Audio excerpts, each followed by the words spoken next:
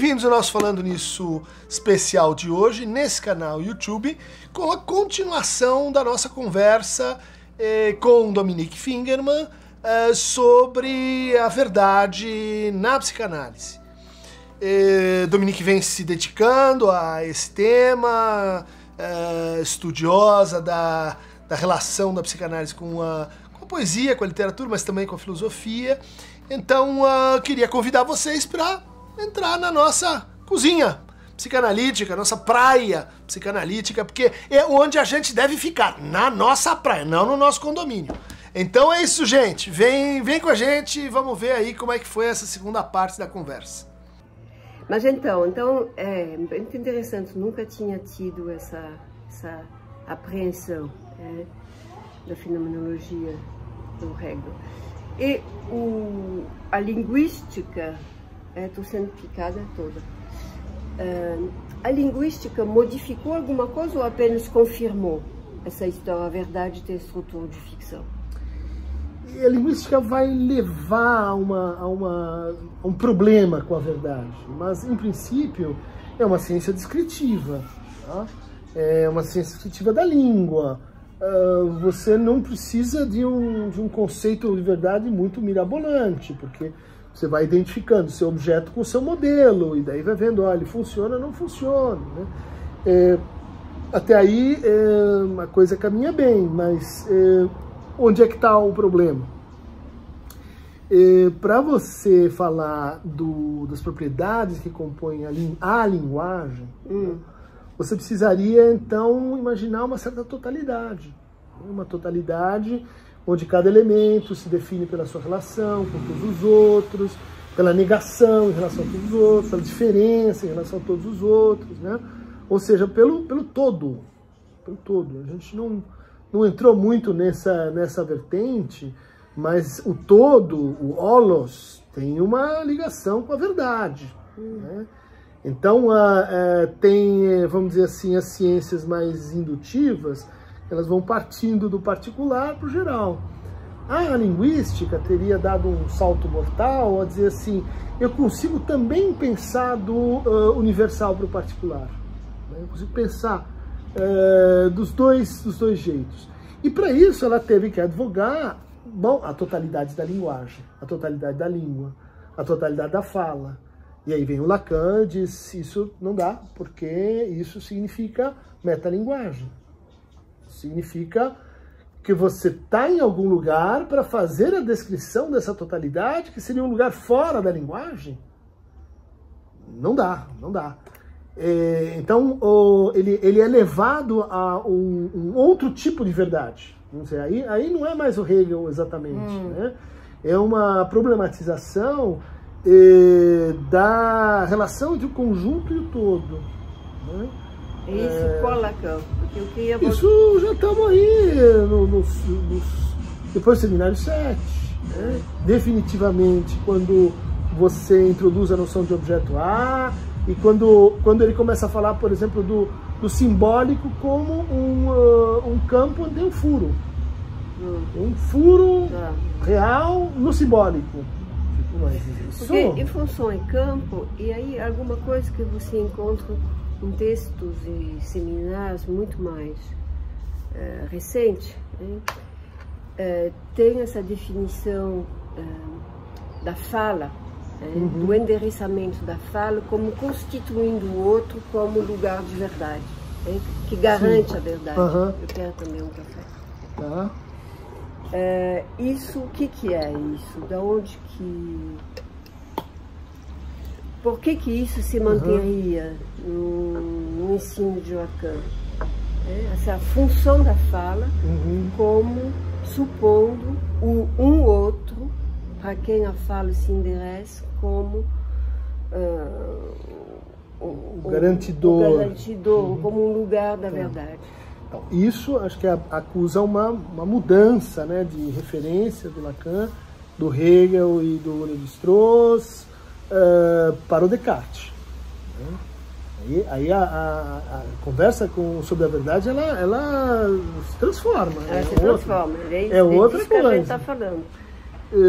E acho que o Lacan é levado a isso em função de certas propriedades da significação.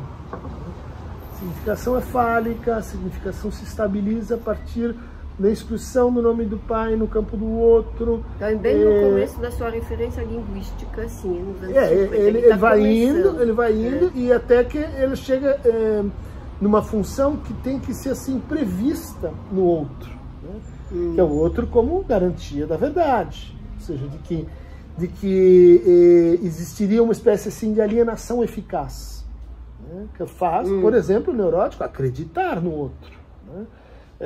Faz com que o neurótico torne consistente a significação, o campo da significação, né?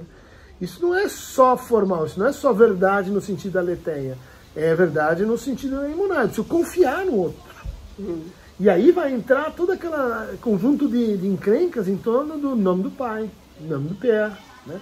O não do pai, como é que isso funciona, produzindo uma certa garantia. Isso não pode ser só atinente ao desejo, isso tem que envolver também o gozo, isso tem que mobilizar outras coisas que ela não tinha pensado exatamente no começo da conversa, né?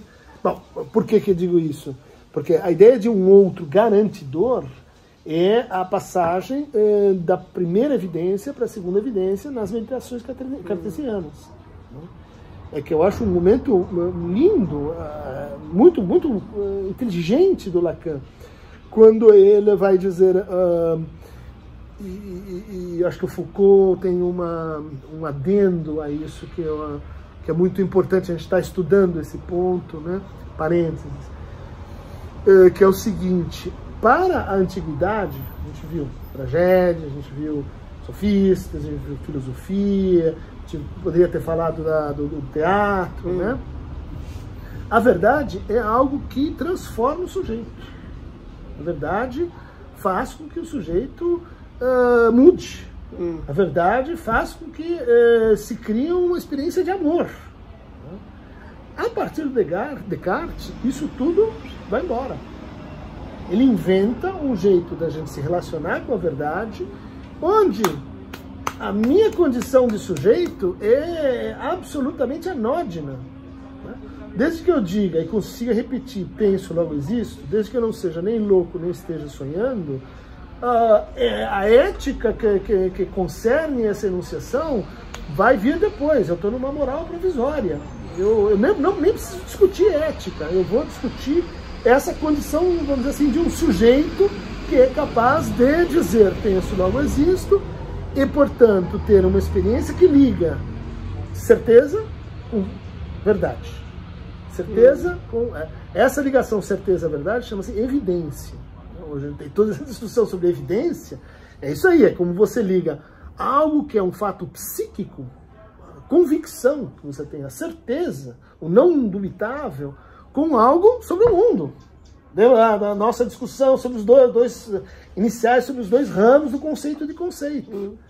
O Descartes diz, ok, então nós temos a primeira evidência, qual é a segunda evidência? A segunda evidência vai ter que garantir que o penso não existo, ele é verdadeiro, não só enquanto eu estou enunciando, enquanto eu estou bem enunciando isso no meu espírito. Eu posso ir tomar banho na praia e voltar, e eu penso logo existo, continua aqui, e as verdades que eu enunciei depois, dependentes dele. Quem é que vai garantir que o cogito existe no tempo? Deus, o outro. Ah, mas o outro pode ser enganador. Não, mas eu provo que ele não pode ser enganador, porque o engano é uma categoria negativa, não pode ser um gênio maligno, etc.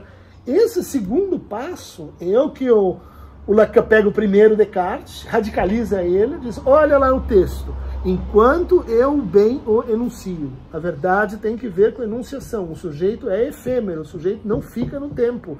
O sujeito é uma escansão. E aí que é o enunciado, moi la vérité, je parle, eu a verdade eu falo, que é um texto muito antigo do Lacan, antes de todo esse percurso, mas que pode ser recolhido ou relido a partir de simplesmente esse enunciado. La vérité parle. Je parle, a verdade fala. É como se tivesse na capacidade enunciativa alguma coisa de verdadeiro que ocorre. Sim. E que ocorre e que me transforma, na enunciação mesma dessa verdade. O Foucault vai dizer, só tem dois que sobreviveram e levaram adiante a tradição espiritual do Ocidente, que era essa de que a enunciação da verdade transforma o sujeito. Lacan e Heidegger. Por quê? Porque os dois vão dizer assim, existe um conceito de verdade que não é inteiramente solúvel na verdade proporcional, na verdade da escrita, na verdade do arquivo, na verdade da história. Né? Eu acho que isso é absolutamente assim, inovador, né? E capaz de localizar que tipo de verdade e por que a verdade importa para nós. Mas desde que a gente entenda que é uma verdade deflacionada. É uma verdade presa no tempo. Justamente, eu queria... Vamos pular um pouco em 67. Né? Trabalhei muito o seminário do ato, e o quadrângulo, e a maneira como é fabricado esse quadrângulo do ato, desde a lógica da fantasia. Mas sempre fica assim uma incógnita enigmática para mim. O que o Lacan chama aqui a operação verdade? Você lembra que tem... Sim. O não penso, não sou, para não sou. Então, porque justamente ele está nesse movimento de deflação do valor essencialista de uma verdade, e o que ele chama operação verdade? E eu vou logo depois te fazer a outra pergunta, que é no que o Lacan vai extrair do quadrângulo do ato e a estrutura dos discursos. Que o nosso amigo aqui,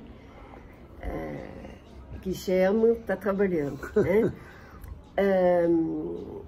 E aonde ele coloca a verdade também no seu devido lugar, mas que ele coloca a verdade como um lugar. Né? Então, o que é isso? Né? Que é isso? Qual é a função, qual é o valor de verdade que ele dá à verdade quando ele coloca ela como operação ou como lugar? Mas permite, primeiro na operação, operação verdade. Então, que é uma operação interditada, né? Uma operação que você poderia ir vamos dizer assim, entrei em análise e descobri que não sou. Que não sou aquilo que eu pensava, que eu não sou da mamãe, do filhinho, do papai, eu não sou. Em geral, quando isso acontece, dá em acting out, não venho mais, eu já descobri. A verdade, toda a verdade, né? É um perigo, porque essa é a verdade sem processo, né? É a verdade reduzida, vamos dizer, em um instante de olhar. A operação da verdade, ela está, então, em primeiro lugar, interditada, né, para ser direta. Em segundo lugar, ela precisa passar pelo não penso, ela precisa passar pela alienação fantasmática, ela precisa passar pela perda do objeto, ela precisa passar pela reversão da transferência, né, que é a inversão da monoide do ato analítico, para que ela se apresente como um ato. Né? E aqui temos essa conversa há anos e escrevi sobre isso. Acho que o ato analítico é um modelo que prepara, mas que não é contíguo aos discursos. Temos essa conversa faz tempo. O ato é o ato, o discurso é o discurso. São dois conceitos opostos, quase opostos. Você não acha que o discurso é algum escrito?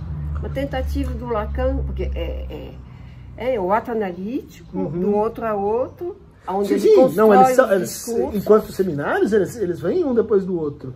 Mas nota, quando ele passa a falar em discurso, ele deixa de falar em ato. Sim. Minha pergunta é, havia algo no modelo do ato analítico que ele reconhece, diz não deu certo, que é muito importante e que tem que ver com o ato de fala. Porque o discurso, ele altera o registro de verdade, ou o registro de linguagem onde a verdade vai acontecer. Mas você não acha que o discurso analítico é uma escrita do ato analítico? Pode ser, mas é que eu não acredito na escritura total da oralidade. Eu não acredito que o escrito recobre o ato... A escrita do discurso, ela escreve também aquilo que não pode entrar no registro do discurso.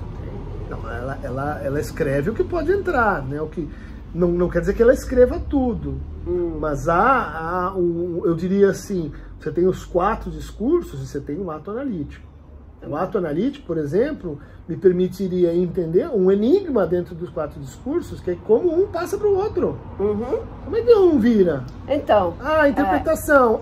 Tá, mas a interpretação dentro do discurso, sei lá, dentro do discurso do mestre ou dentro do discurso do analista, como ela opera? Como é que ela acontece se você tem 2 circulações? É só um ato, ou seja, um dizer que faz passar de um discurso ao outro. A partir do quê? A partir da impotência entre a produção e o lugar da verdade. Né? Então tem isso, tem um hiato, tem alguma coisa que não circula mais, a não ser no discurso capitalista, alguma coisa que não circula mais e que necessita, que dá oportunidade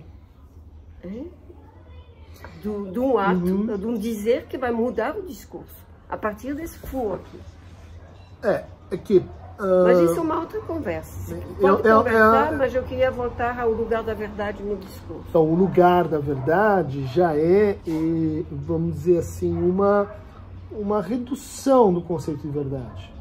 Se a gente fosse lembrar da nossa conversa, no começo a gente estava falando da verdade como tempo, temporalidade. Sim. Né? E agora ela virou lugar. Sim. Lugar da verdade. Né?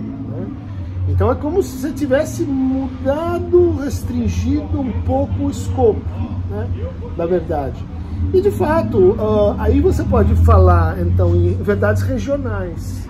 A verdade do mestre, a verdade da histérica, a verdade do analista, a verdade do universitário. Né? Aí você pode falar daquilo que, vamos dizer assim, fica abrigado, né, dentro de uma determinada circulação. Aí você pode falar da verdade como aquilo que é suportado por um determinado semblante. Muito interessante isso. Né? Você pode falar da verdade como um lugar a partir de um sistema que é de escrita e de fala. Né? É um sistema discursivo que integra dentro de si a letra como função do real. Né? A letra está no real, o significante está no simbólico.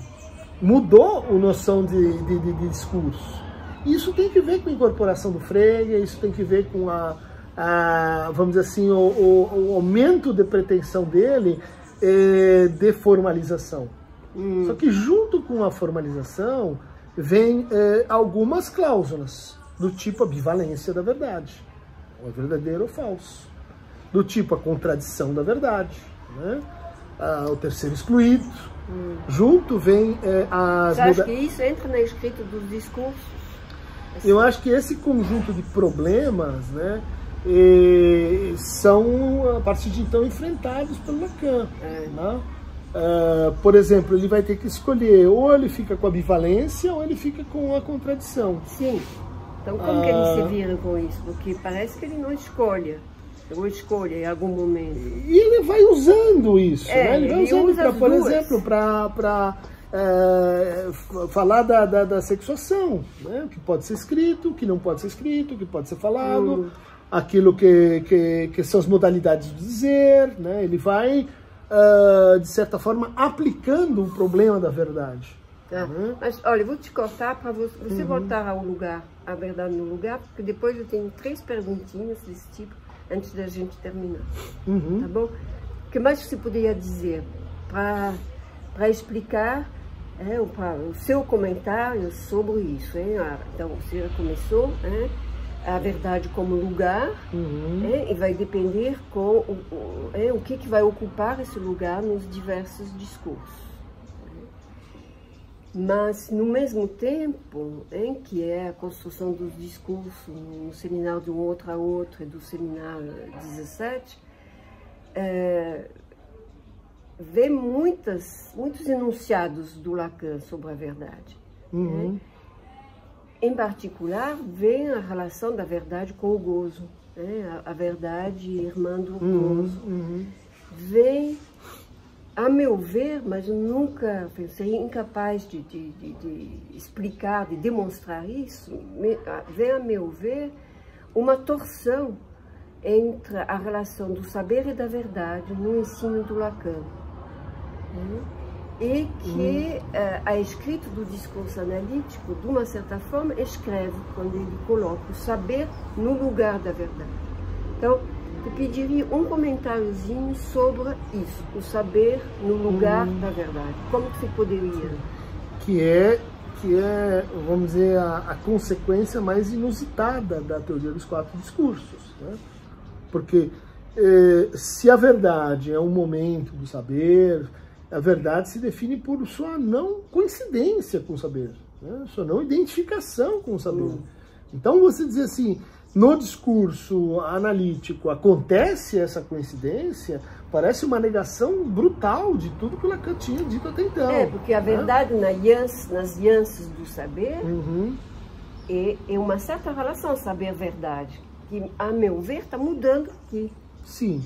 Então, uma mudança crucial seria argumentar o seguinte: ele está menos preocupado com a verdade, falo, né? Quer dizer, olha, isso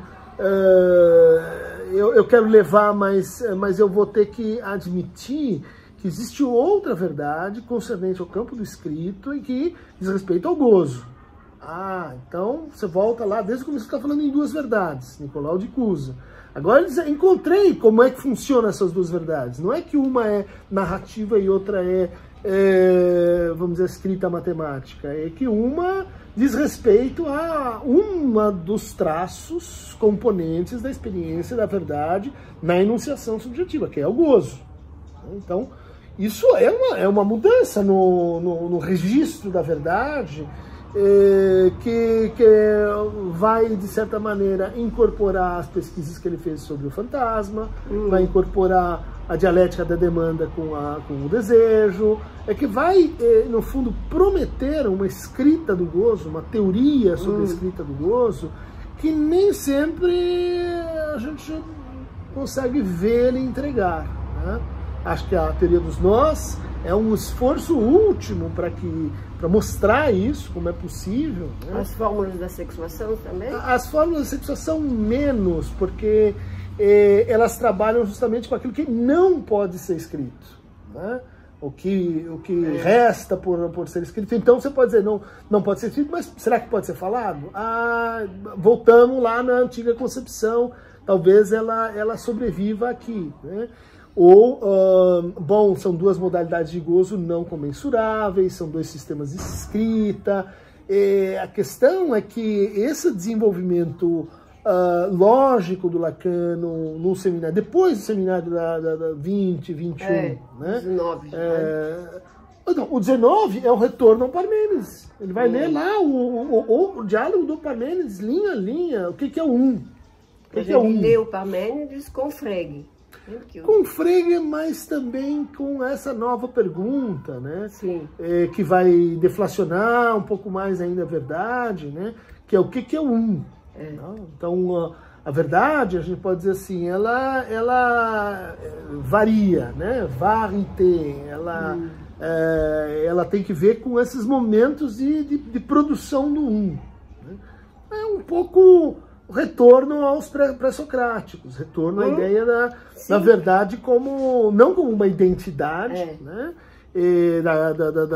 Do ser com aquele que o apreende, do sujeito com o objeto, da coisa com o seu nome, né? Mas uma unidade que tem que ver com o fala-ser, não mais com o sujeito, né?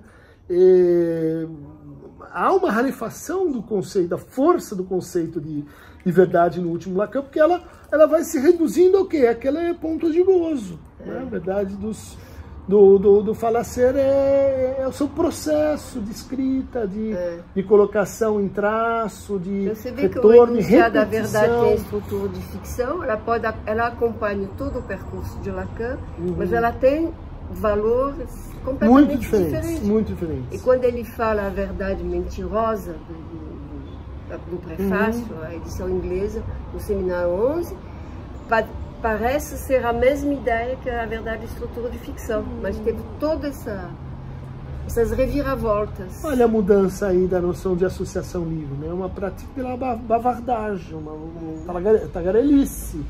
Isso é um rebaixamento da associação livre como lugar potente, de ato de fala em que a verdade pode ser dita, né? É uma tagarelice. Né? Mas eu gosto bastante quando ele fala sobre isso, porque imediatamente ele faz a relação entre bavardagem e babar, baver.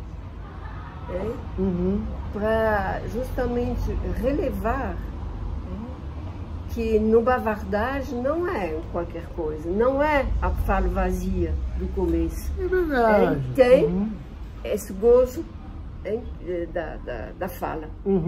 A fala que transporta também essa coisa fundamental do gozo, essa coisa singular do gozo de cada um. Então não é só uma depreciação. Eu acho que se tem um tema que permanece e vai atravessar toda a obra e insistir nesse fim, como é que verdade e real se relacionam? Bom. Isso permanece. Se no começo a verdade era importante, o real... ponto de capitão na nossa conversa. Então, o que você poderia dizer sobre isso? Porque... No começo, né, era o tempo. Né? A verdade morde o real. Né? Ela fisga o real, aqui, ali. Depois vem o tempo em que a verdade é o encontro do real. Né? O trauma, o traumatismo, o buraco da verdade no trauma. Né? E no passar do tempo, é como se o real trouxesse necessariamente consigo a verdade. Né? A verdade vai se conciliando com o real na medida que o real vai ficando mais e mais topológico e menos temporal. Isso que dá no seminário 21 os enunciados um pouco complicados, porque justamente no momento que o Lacan está posicionando o real como aquilo que orienta a ética da psicanálise, ele vai falar não sei se você lembra, das ranuras do verdadeiro. O ravinamento. O ravinamento. Né? Então, como se, não sei qual é a sua interpretação, agora eu faço essa leitura, mas não reestudei a questão. É como se o ravinamento do verdadeiro permitisse alguma coisa de uma passagem possível assim, do real. Essas figuras, né, da verdade, como, por exemplo, acontecimento de corpo, a verdade no sintoma, que a gente falou um pouco, mas também está muito presente ao longo de toda a trajetória, né? No fundo, isso vai se tornando, né, um predicado do real. Né? A verdade, o Lacan vai insistindo mais e mais, repetindo mais e mais. A verdade é semidita, é semidizer, é dizer parcial, é dizer não todo. A verdade é algo que ela tenta, vamos dizer assim, desilusionar os sujeitos com quem ela está falando, o auditório, o seu público.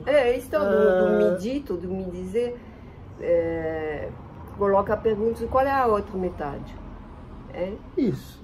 A outra metade da verdade. A metade exilada, o real. Isso. Bom, tá bom? Tá bom, Doris. Fizemos a viagem verdadeira. Realmente ao mundo da Aletheia. Muito bom, obrigado. Foi bom? Então é isso. That's all, folks. A verdade, então, semi-toda dita, está aqui, essa conversa, espero que vocês gostem. Para mais fragmentos praianos, praieiros, praísticos, clica aqui, Queronta Movebo, e nosso pequeno barquinho singrando os mares da verdade por entre os saberes tão turbulentos. Isso aí.